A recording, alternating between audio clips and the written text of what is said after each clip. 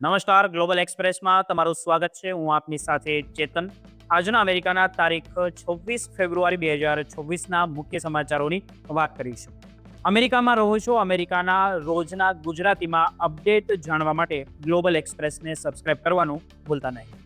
આજના અમેરિકાના મુખ્ય સમાચારોની આપણે વાત કરીએ તો શું અમેરિકામાં ભારતીયોનો સુવર્ણ યુગ પૂરો થઈ રહ્યો છે? એક તરફ આર્થિક શિખરો તો બીજી તરફ નસ્લીય ભેદભાવનો વધતો જતો ખતરો. શિકાગોમાં તેલુગુ સ્ટારના પ્રીમિયર પર થયેલા દૂધ અભિષેક અને પાલક પનીરની સુગંધથી સર્જાયેલા વિવાદે અમેરિકન્સ લોકોને કેમ વિચારતા કરી દીધા છે અને આપણી ઉપર નફરત પેદા થઈ છે. શું તમારી પરંપરાઓ જ તમારા વિઝા અને સન્માન માટે મોટો સંકટ અત્યારે બની રહ્યા છે? જાણો આ સામાજિક યુદ્ધની અંદર પૂરેપૂરી વિગતો. આ પછીના સમાચારોની આપણે વાત કરીએ તો જો તમારા બેંક એકાઉન્ટ અમેરિકામાં છે તો તમે સરકારની જાસૂસી હેઠળ છો. 2026માં આવનારો આર્થિક ભૂકંપ 1 કરોડથી વધુ ભારતીય લોકોની ઊંઘ ઉડાવી દેશે. શું હવે બેંકમાં પૈસા જમા કરાવવા માટે નાગરિકતા સાબિત કરવી પડશે? IRS અધિકારીઓના રાજીનામા અને બેંકનું દેશ નિકાલ હથિયાર બનવું. શું આ આર્થિક દેશ નિકાલની શરૂઆત ગણી શકાય કે શું તમારી અંગત વિગતો હવે સુરક્ષિત નથી રહી? આ પછીના સમાચારોની આપણે વાત કરીએ તો 50 વર્ષનો રેકોર્ડ તોડતું એક વાવાઝોડું અમેરિકાની અંદર ત્રાટક્યું. શું આખું અમેરિકા બરફમાં દફન થઈ જશે કે પછી? અને 100 માઇલની ઝડપે ફૂંકાતા પવન અને 37 ઇંચ બરફની ચાદરે લાખો ભારતીયોને અંધારપટમાં ધકેલ્યા. એર ઇન્ડિયાની ફ્લાઇટ રદ અને મુસાફરોની ચીખ પોકાર. માર્ચ મહિનામાં આવનારું અસલી સંકટ તો હજુ બાકી છે. કુદરતના આ ભયાનક પ્રકોપ વચ્ચે શું તમે સલામત છો કે નહીં? જાણો લેટેસ્ટ અપડેટ શું કહે છે અને હેલ્પલાઇન નંબર કયો છે. આ બધા જ સમાચારોની આપણે વિગતે ચર્ચા કરીએ. આપ જોતા રહો ગ્લોબલ એક્સપ્રેસ.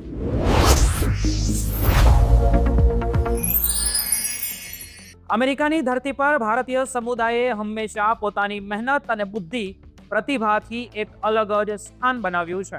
પરંતુ હાલના સમયમાં એક વિચિત્ર વિરોધાભાસ જોવા મળી રહ્યો છે.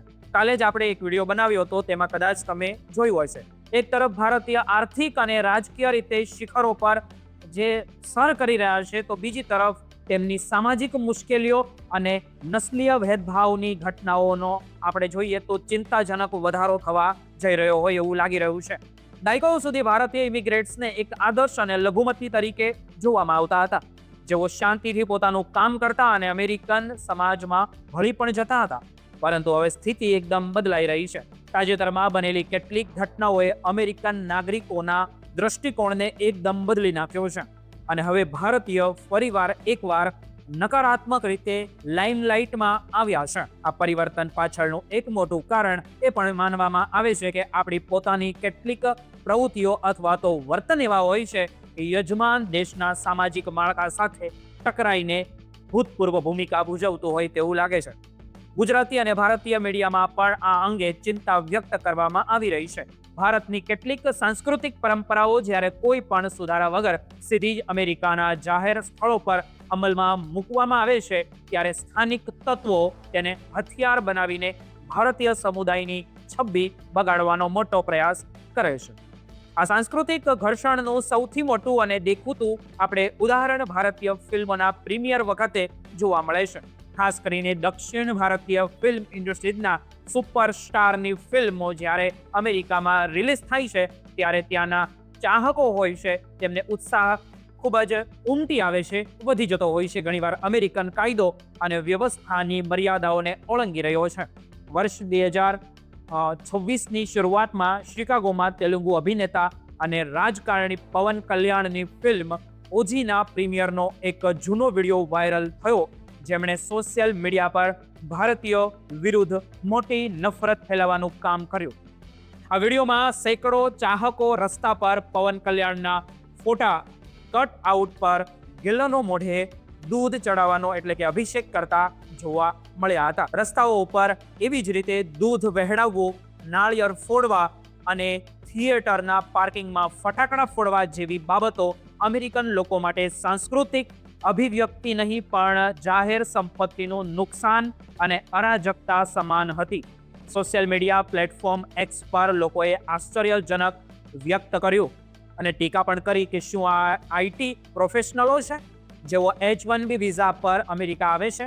કેટલાક લોકોએ તો આ ઘટનાના આધારે વિઝા અને ડિગ્રીમાં છેતરપિંડી થતી હોવાના આક્ષેપો પણ કર્યા હતા. આવી જ ઘટના વર્ષ 2024માં પુષ્પા 2 ફિલ્મ વખતે પણ બની હતી, જ્યાં દૂધના બગાડને લઈને અમેરિકામાં ભારે રોષ જોવા મળી ગયો હતો. વર્જિનિયામાં તો નંદામુરી બાલકૃષ્ણની ફિલ્મ દરમિયાન થિયેટરમાં કાગળોના ટુકડા ઉડાવવા અને ઢોલ નગાડા વગાડીને કારણે પોલીસને હસ્તક્ષેપ પણ ત્યાંને કરવો પડ્યો હતો અને શો અધ વચ્ચે જ બંધ કરવો પડ્યો હતો. આ બધી જ ઘટનાઓ દર્શાવે છે કે ભારતની માસ કલ્ચર ગણાતી પરંપરાઓ અમેરિકાના વ્યવસાયિક નિયમો સાથે સીધી ટકરાઈ રહી છે અને તેનાથી ભારતીયોની છબી પર ખરડાઈ રહી છે. માત્ર ફિલ્મો જ નહીં પણ ભારતીય ખાણીપીણીની પણ સુગંધ એટલે કે દુર્ગંધ ગણે છે પણ હવે વિવાદનું તે કારણ બની રહી છે, જેને ઓલ ફેક્ટરી રિઝનમ કહેવામાં એટલે કે ગંધ આધારિત ભેદભાવ કહેવામાં આવે છે. યુનિવર્સિટી ઓફ કોલોરાડો બોલ્ડરમાં 2 ભારતીય વિદ્યાર્થીઓ આદિત્ય પ્રકાશ અને ઉર્મી ભટ્ટાચાર્ય સાથે બનેલી ઘટના આનું જીવંત ઉદાહરણ છે. જ્યારે આદિત્ય યુનિવર્સિટીના માઇક્રોવેવમાં પાલક પનીર ગરમ કર્યું ત્યારે સ્ટાફ મેમ્બરે તેની તીવ્ર સુગંધ સામે વાંધો ઉઠાવ્યો હતો. આ વિવાદ એટલો વધ્યો કે યુનિવર્સિટીએ વિદ્યાર્થીઓ સામે શિસ્તભંગના પગલાં ભર્યા અને તેમને માનસિક રીતે પરેશાન પણ કર્યા. આખરે આ મામલો કોર્ટમાં પહોંચ્યો અને ભારતીય વિદ્યાર્થીઓએ $2 લાખ સેટલમેન્ટ સાથે નૈતિક વિજય મેળવ્યો. પરંતુ આ ઘટનાએ સાબિત કરી દીધું કે અમેરિકામાં હવે ભારતીયો હોવું તે માત્ર વ્યવસાયિક સફળતા પૂરતું મર્યાદિત નથી પણ તે સામાજિક સંઘર્ષનું પણ કારણ બની રહ્યું છે.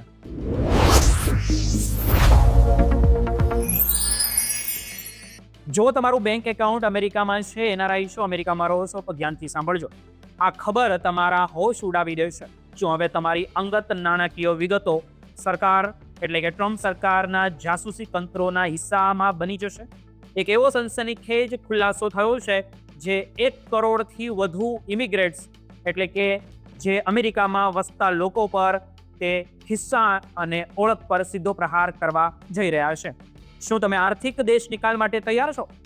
આજના સમયમાં બેંક એકાઉન્ટ એ માત્ર પૈસા રાખવાનું સાધન નથી પણ તે સમાજમાં જીવવા માટેની એક અનિવાર્ય ઓળખ પણ બની ગયું છે. પરંતુ વર્ષ 2026માં અમેરિકાની આર્થિક વ્યવસ્થામાં એક એવો ભૂકંપ ગણી શકાય કે આવવા જઈ રહ્યો છે જેમની કલ્પના પણ NRIએ કરી નહોતી.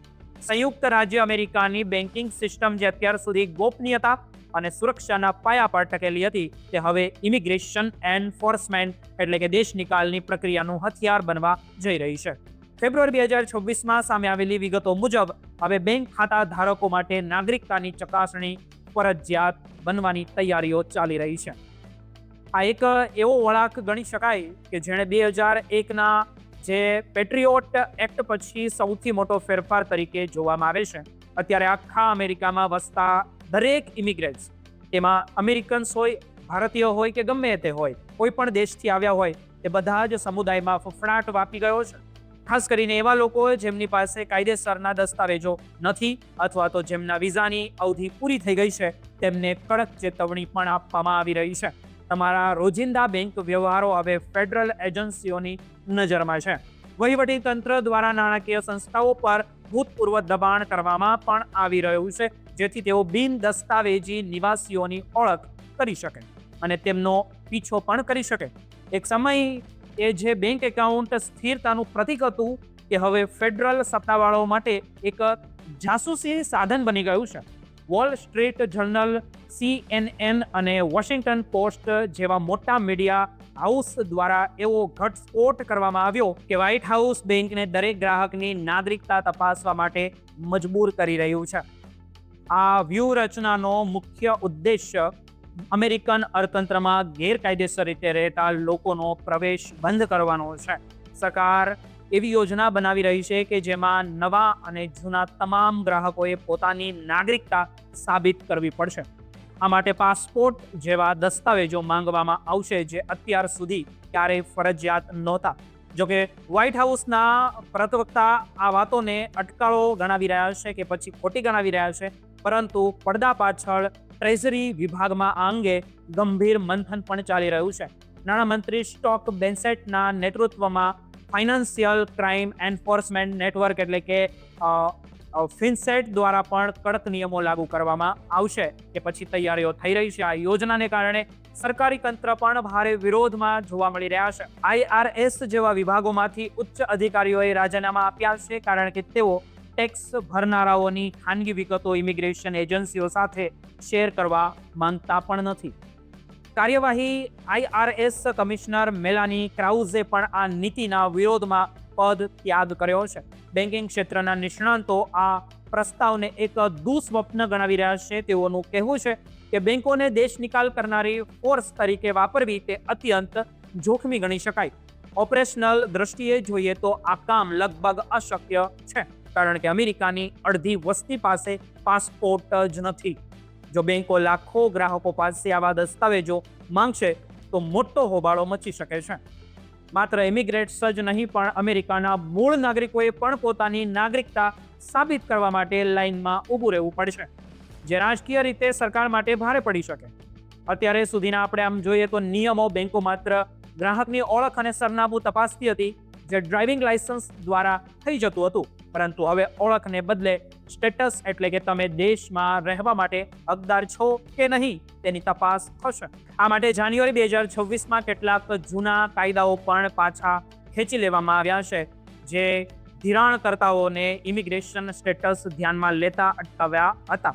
અત્યાર સુધી વ્યવસ્થા કેટલી સરળ હતી તેનું ઉદાહરણ ટેક્સાસમાં રહેતા એક ગુજરાતી રહેવાસીના કિસ્સા પરથી મળે છે. તે વ્યક્તિ પાસે કાયદેસરના દસ્તાવેજો નહોતા, છતાં તેણે ભારતીય પાસપોર્ટ અને ભારતીય બેંકના ડેબિટ કાર્ડની મદદથી અમેરિકામાં બેંક એકાઉન્ટ ખોલાવ્યું હતું.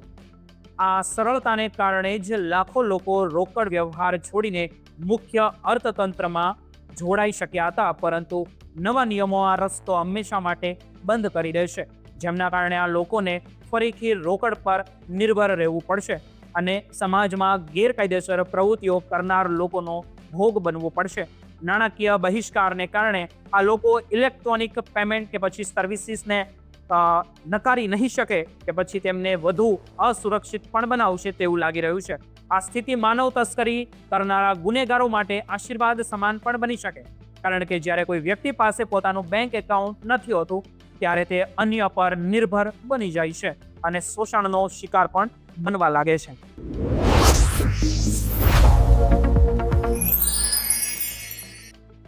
અત્યારે અમેરિકાથી એક એવા સમાચાર આવી રહ્યા છે જેણે સમગ્ર વિશ્વને ચોંકાવી દીધું છે. ફેબ્રુઆરી 2026નો આ ભીષણ બરફનો વંટોળ, જેને ઓર્નાન્ડો નામ આપવામાં આવ્યો, તેણે ઉત્તર અમેરિકામાં હાહાકાર મચાવી દીધો છે. એક એવો બોમ્બ સાયક્લોન છે જેમણે છેલ્લા 50 વર્ષના તમામ રેકોર્ડો તોડી નાખ્યા છે. માત્ર 24 કલાકમાં હવાનું દબાણ એટલું ઘટી ગયું કે જાણે કોઈ ભયાનક વાવાઝોડું ત્રાટક્યું હોય તેવું દ્રશ્ય સર્જાયું છે. તમે આ ફોટો જોઈ શકો છો સ્ક્રીન ઉપર. રોડ, રસ્તાઓ અને એરપોર્ટ પર બધું જ બરફની ચાદરની નીચે ઢંકાઈ ગયું છે. ખાસ કરીને ન્યુયોર્ક, ન્યૂ જર્સી અને પેન્સિલ્વેનિયામાં પરિસ્થિતિ અત્યંત ગંભીર છે, જ્યાં આપણા ગુજરાતીઓ રહે છે.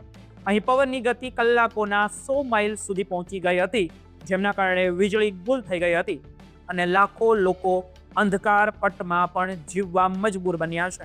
આ તોફાનને હવામાન શાસ્ત્રીઓ સ્નોઇકેન તરીકે ઓળખાવી રહ્યા છે, કારણ કે તેમાં બરફ અને વાવાઝોડા બંનેનું મિશ્રણ જોવા મળી રહ્યું છે.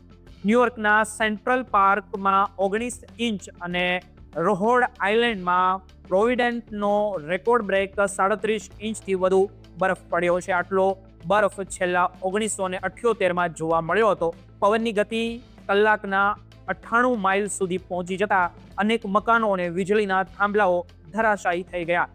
ગવર્નર હોચુલ અને અન્ય રાજ્યોના વડાઓએ લોકોને ચેતવણી પણ આપી છે કે આ તો માત્ર શરૂઆત છે, હજુ મોટું સંકટ તો માર્ચ મહિનામાં આવવાનું બાકી છે. ખાસ કરીને એર ઇન્ડિયા ફ્લાઇટ AI 101 અને 102 તેમજ મુંબઈની AI 191 ફ્લાઇટ રદ થતા એરપોર્ટ પર લોકોની ભીડ જામી છે. નાના બાળકો અને વૃદ્ધો સાથે મુસાફરી કરતા આપણા ગુજરાતી પરિવાર માટે આ સમય અત્યંત કઠિન સાબિત થયો છે, કારણ કે હોટલોના ભાડા પણ ગુજરાતી ન ચૂકવી શકે તેવા વધી ગયા છે અને પરિવહન સાવ ઠપ છે. પેન્સિલ્વેનિયા અને ડેલવેરમાં જેવા રાજ્યોમાં તો બરફના કારણે વિઝિબિલિટી શૂન્ય થઈ ગઈ છે, જેના કારણે માર્ગ અકસ્માતમાં પણ વધારો જોવા મળી રહ્યો છે. ન્યૂ જર્સીમાં જોઈએ તો સેવાઓ જેવી કે બસ અને ટ્રેન સંપૂર્ણ બંધ કરી દેવામાં આવી છે, જેમનાથી એરપોર્ટ પહોંચેલા મુસાફરો પણ પાછા ઘરે નથી જઈ શકતા અને અમુક લોકો એવા બરાબરના ફસાયા હોય તેવું લાગી રહ્યું છે. ભારતીય કોન્સ્યુલેટ દ્વારા ન્યુયોર્ક અને શિકાગોમાં ઇમરજન્સી હેલ્પલાઇન શરૂ કરવામાં આવી છે, જેનો નંબર નોટ કરી લેજો, 9178157066 છે. તો આ તોફાનની અસર માત્ર અત્યારે જ નહીં પણ આગામી 2 અઠવાડિયા સુધી રહેવાની શક્યતા છે, કારણ કે આકાશમાં પોલાર વોર્ટેક્સની સ્થિતિ સર્જાઈ છે, જેમને આર્કટિકની હાડની થીજવતી ઠંડીને સીધી અમેરિકા તરફ ખેંચીને લાવશે. આથી જે લોકો ભારતથી અમેરિકા જવાનું વિચારી રહ્યા છે અથવા તો ત્યાંથી પાછા આવવાનું વિચારી રહ્યા છે, તેમણે પોતાની મુસાફરીમાં ફેરફાર કરવો પડી શકે છે. હજારો મુસાફરો ત્યાં વેઇટિંગ લિસ્ટમાં છે અને એરલાઇન્સ પાસે પણ પૂરતી વ્યવસ્થા અત્યારે નથી. આ આફત એ યાદ અપાવે છે કે ટેકનોલોજી ગમે તેટલી આગળ વધે પણ કુદરત સામે આપણે સૌ લાચાર છીએ. અત્યારે તો આખું અમેરિકા બરફની ચાદર ઓઢીને સૂઈ ગયું હોય એવું લાગે છે અને તેમાં પણ આપણા દેશીઓ માટે આ વતનથી દૂર રહેવાની કિંમત ઘણી મોંઘી સાબિત થઈ રહી છે. મંત્રાલય દ્વારા પણ સતત નજર પણ રાખવામાં આવી રહી છે અને ટીમ એડ્સ જેવી સંસ્થાઓ પણ મેદાનમાં ઉતરી પડી છે, જેની કોઈ પણ ભારતીય મુસાફરી ભૂખ્યો કે નિરાધાર ન રહે. અત્યારે તો બસ એટલો જ પ્રાર્થના આપણે કરી શકીએ કે આ બરફ વર્ષા જલ્દી ને જલ્દી થોભે અને લોકો સલામતી રીતે પોતાના ઘરે પહોંચી શકે. પરંતુ હવામાન વિભાગના સંકેતો મુજબ હજુ પણ માર્ચના પહેલા અઠવાડિયા સુધી આ પ્રકોપ ચાલુ રહેવાની પૂરેપૂરી સંભાવના છે. તો સાવચેત રહેવાની સલાહ દરેક વ્યક્તિને આપણે આપી શકીએ છીએ.